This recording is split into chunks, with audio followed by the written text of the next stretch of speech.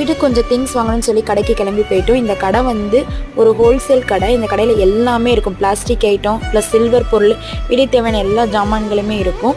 அங்கே வந்து ஒரு உப்பு ஜார் வந்து வாங்கணும்னு சொல்லியிருந்தேன், அதை வாங்கியாச்சு. அதுக்கப்புறம் இந்த பனியாரக்கல் எனக்கு ரொம்ப பிடிச்சிருந்தது.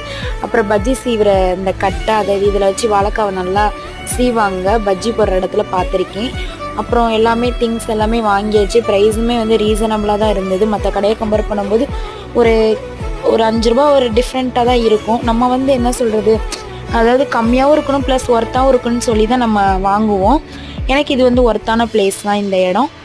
எல்லா திங்ஸுமே வாங்கிட்டு வந்தாச்சு. வீட்டுக்கு வந்து செக் பண்ணியாச்சு என்ன நம்ம வாங்கின திங்ஸ் எல்லாமே இருக்கான்னு சொல்லிட்டு. இந்த ஜார் வந்து எனக்கு ரொம்ப பிடிச்சிருந்தது. நான் ஏற்கனவே வாங்கியிருந்தது, அது கொஞ்சம் சின்ன சைஸாக இருக்கிறனால உப்பு சிந்திக்கிட்டே இருக்கும். அதனால் இந்த ஜார் வாங்கியிருந்தேன்.